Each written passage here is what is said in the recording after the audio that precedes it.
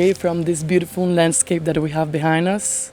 I am very excited to welcome you to our podcast that we're going to talk about the importance of avoiding plastic pollution exactly in the Caribbean Sea from the cities of Dominican Republic, Mexico, Belize, Guatemala, and Honduras.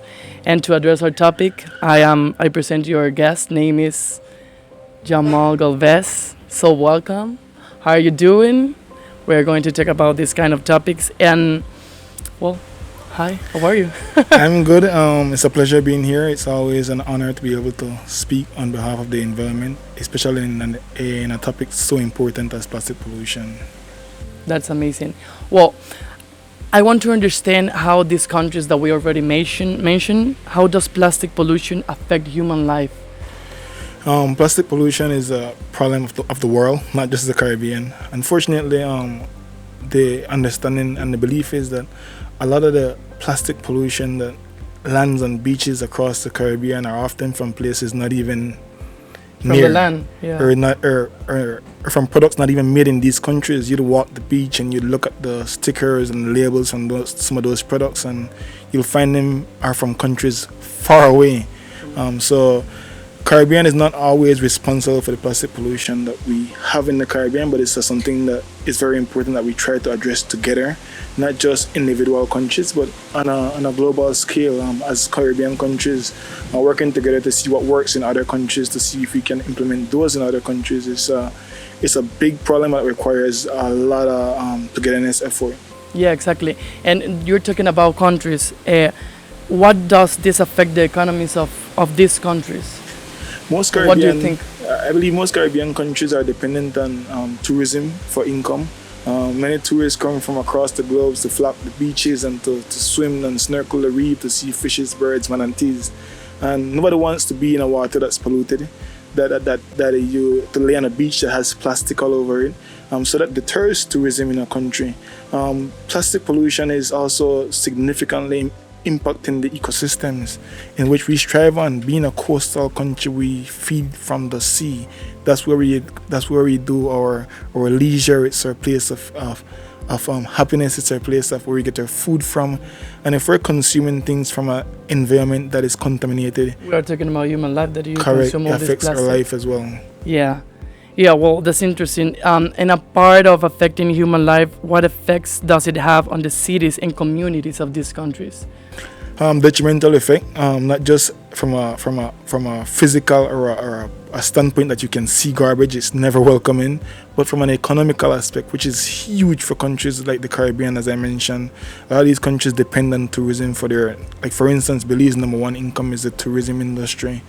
So when our beaches and marine ecosystems and the reef is contaminated by plastics, it doesn't welcome tourism.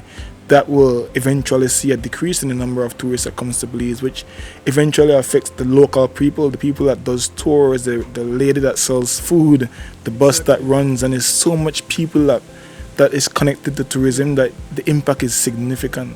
Yeah, and imagine all the communities like managing all this garbage also. Like you need help like to manage this kind of. Correct. We don't have Yeah. the most these developing countries don't have the resources, they don't have the machinery to address plastic pollution. Most of these countries don't even have recycling machines to address it. So it's like an Achilles heel, it's a pain, it's something that is very, very difficult for governments, to businesses, to local communities to deal with. It eventually results in people burning plastic, which has its impact on the ecosystem as well as it relates to climate change. So it's a difficult problem that we face in the To Caribbean. greenhouses. Correct. gases, yeah. Yeah, I was reading this. According to WWF International, plastics in themselves are not bad, as they fulfill various functions in industries such as medicine, for example. However, the rampant use of plastics and inadequate disposal does not make any sense for the environment, the economy, or even logic. That we're talking about this. It's not the plastic as in see that is the problem. It is the management that we have been seeing since the revolution of like consuming and Correct. making out this plastic that is going to go to lands and to coast specific to your country. I was checking another like demographic it says, but it also affects the infrastructure of the cities and communities of these countries, as sanitation systems are overwhelmed by the large amount of plastic and other waste, triggering flooding during the rainy seasons. On islands that lack waste disposal facilities that we're talking about, communities don't have that approach, and additional challenges arises in having to transport this waste out of their territory and onto the mainland.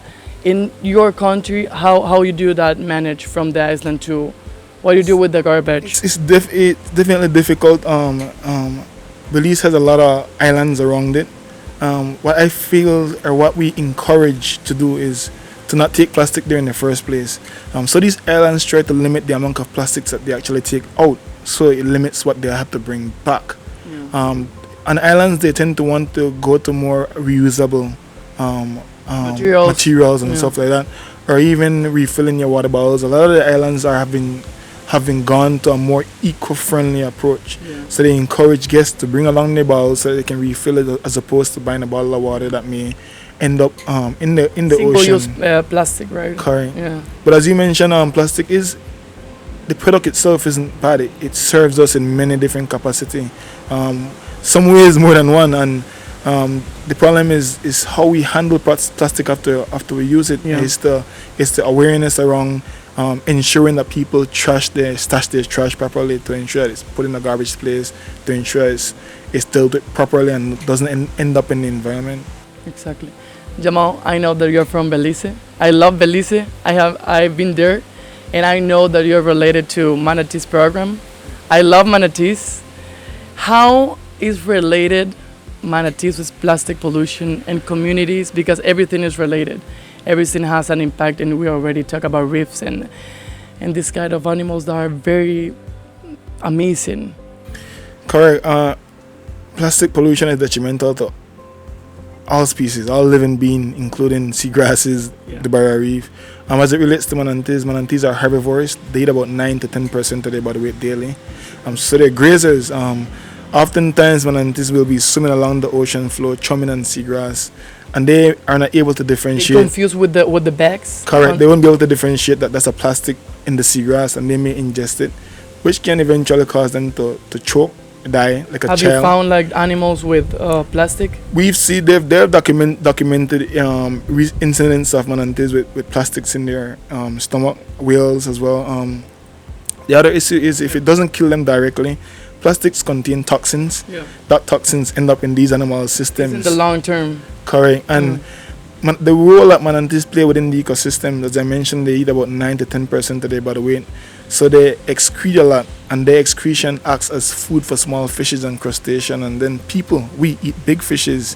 So it can be passed on, because fishes are not able to be processed with the bags and all the plastic. Correct. And so everything. that eventually ends up in our system. So you have to be very, very careful of our impact. And also, they're very delicate animals. Yep, definitely, especially an endangered species with a population that is at risk. Okay, and tell me about the programs that you have related to how the citizenship, private sector, municipal government, central government, what they are doing to promote more programs of manatees, because I know you're focusing on that with plastic pollution. How, and also with the communities. Correct. In the recent years, Belize have gone more to a sort of a green approach. We're trying to do things the right way. We're learning lessons from the developed world to try and not make the same mistakes. The government in Belize has actually banned the use of single-use plastics. They've banned the use of styrofoams. Actually, that ban went into effect this year. So there was a period in which they were allowing manufacturers and businesses to sort of like get their stocks out and to prepare for the transition. But it's actually banned in Belize. Single-use plastics, including styrofoam, is banned. So now we're only using plant-based plastic bags or plant-based plates and forks and spoons, which is more friendlier to the environment. But there are a lot of different approaches. Some initiatives are being brought on by businesses. Some businesses are trying to move away from the plastic to use something more sustainable, perhaps glass bottles as opposed to plastic bottles. Resorts have been changing. Correct. Communities have been doing their part. We work very closely with small communities. We also do work with turtles, so we're often on the beaches doing garbage clean, pollution cleanup, garbage cleanup, along with these communities to remove garbage from these beaches so that turtles that are nesting have a free and clean space for them to nest as well. That is amazing and a good work.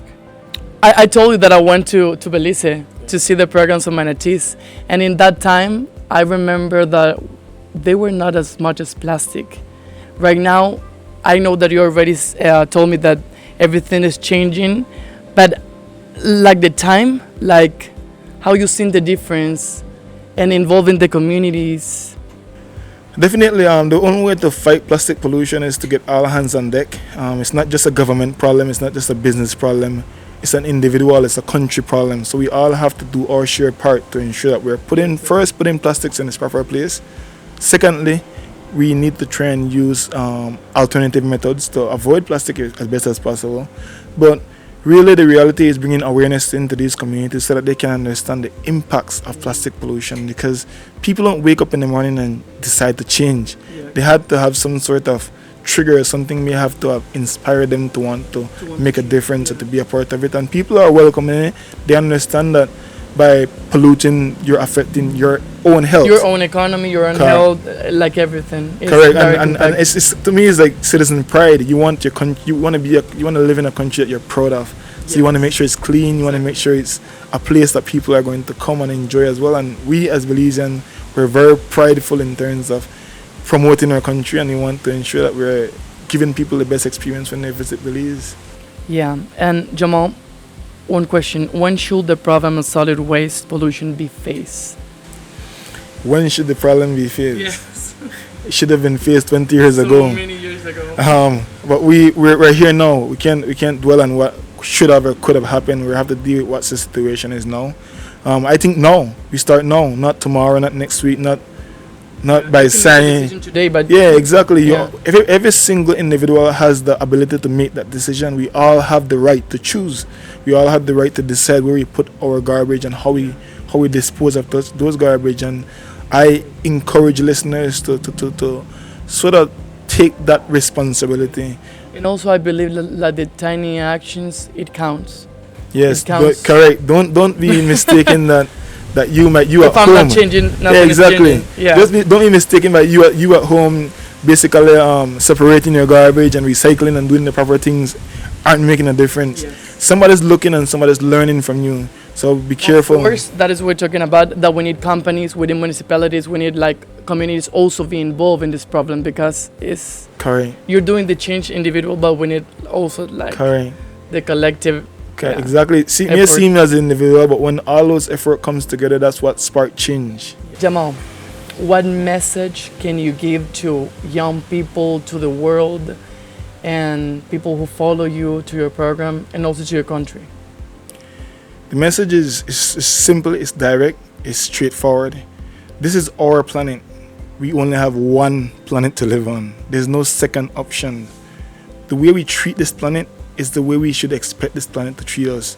We all have to take responsibility to ensure that this planet is not here just for us, but for the next generation to come.